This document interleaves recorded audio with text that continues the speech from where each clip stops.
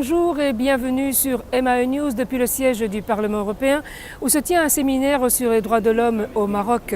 Un séminaire dont le sujet n'est pas anodin lorsque l'on connaît le poids que représentent les droits de l'homme dans la ratification par le Parlement européen des accords avec les pays tiers.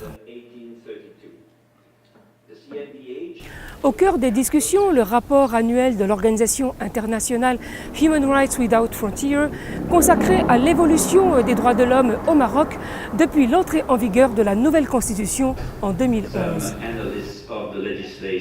Un rapport qui fait état de la situation des droits démocratiques et des libertés publiques, tout en soulignant les différents manquements. Aujourd'hui, nous avons présenté notre rapport sur les droits de l'homme au Maroc au Parlement européen et nous estimions qu'il était important d'apporter une touche peut-être un peu différente de tout ce qui avait été publié jusqu'à présent, sans dénier la valeur de tous les rapports précédents. Mais très souvent, les organisations de droits de l'homme se concentrent sur un incident en particulier quand il se passe, sans creuser davantage par la suite, et notamment quand une décision est prise par un tribunal. Et se focaliser sur un seul ou quelques incidents, c'est un peu cacher la forêt devant quelques arbres qui sont beaucoup plus visibles. Ce que nous avons voulu apporter de différent et de plus original en un sens, c'est d'apporter une troisième dimension à l'image des droits de l'homme au Maroc. Cette troisième dimension, c'est de lui donner une perspective historique et de décrire une trajectoire. Depuis 10 ans, que se passe-t-il au Maroc en matière de droits de l'homme? Y a-t-il des progrès ou n'y a-t-il pas de progrès? Il y a très peu de pays pour lesquels j'aurais fait cette analyse qu'il y a progrès. Ce n'aurait pas été le cas pour la Chine ou la Russie, par exemple, ou d'autres pays. Mais dans le Maroc, on voit qu'il y a une volonté qui trouve son origine chez le roi. Bon, je pense que le Maroc, il avait fait beaucoup d'échanges. C'est difficile pour la stabilité, c'est plus important que toutes les autres choses. Sa Majesté le roi, il a fait beaucoup de changements, il a avancé des choses, mais c'est difficile. L'Union européenne, c'est facile pour lui de dire change ça, change l'autre, mais c'est pas facile pour les Marocains. La stabilité de l'économie et la stabilité de la nation, c'est plus important que beaucoup des autres choses. Et petit par petit, ils changent les choses. Mais c'est pas pour l'Europe, pour faire des dictatures à les Marocains, comme ils font leur constitution ou comme ils font les choses. Ça, c'est l'affaire des Marocains. C'est pas l'affaire des Européens. Le message, en fait, est très simple. Il n'est pas nouveau, c'est ce que nous avons toujours répété. Nous n'avons pas fini notre travail de défenseur des droits humains.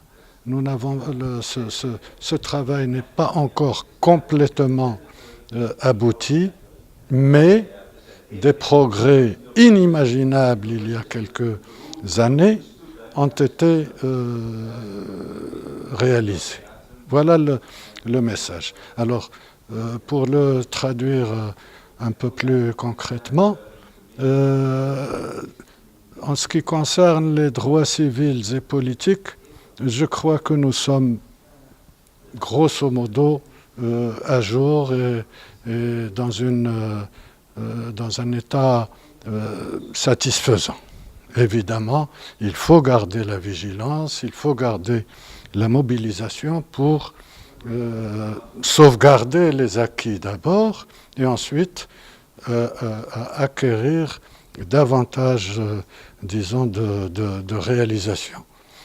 Maintenant, sur le volet des droits économiques et sociaux, et on peut ajouter environnementaux, il y a encore énormément de travail à faire. Tout ce qui a été fait en faveur des droits de l'homme au Maroc depuis 1999, je pense notamment à la Madouana en 2004, mais aussi à d'autres, la réforme du code pénal qui est très importante. Eh bien, voilà un certain nombre d'actions qui ont été menées et qui permettent de dire que nous sommes dans une trajectoire qui permet d'indiquer que le Maroc est un pays qui a cette trajectoire permettant ainsi d'adopter des standards de la politique internationale en matière de droits de l'homme. D'autant plus que dans le cadre de la politique de voisinage, l'Union européenne participe à un certain nombre de partenariats financiers avec le Royaume du Maroc, par exemple en relation avec le Centre national, le Conseil national des droits de l'homme, présidé par M. Driss El Yazami. Et donc l'ONG Human Rights Without Frontières a établi et développé en toute indépendance un rapport sur les droits de l'homme au Maroc. Et j'ai souhaité donc qu'il puisse venir le présenter, en débattre. Il y a encore des progrès à faire, il y a encore des actions à mener, je pense notamment à la protection de l'enfance, mais aussi à l'égalité des genres, hommes-femmes. Il y a là aussi un certain nombre d'actions qu'il nous faut mener pour protéger celles et ceux qui sont les plus fragiles dans la société marocaine et qui parfois ont un certain nombre d'atteintes liées à leurs droits humains. C'est ici que se termine notre émission. Je vous donne donc rendez-vous pour une prochaine émission MAE News. Pour rester informé, abonnez-vous à notre chaîne. À très bientôt.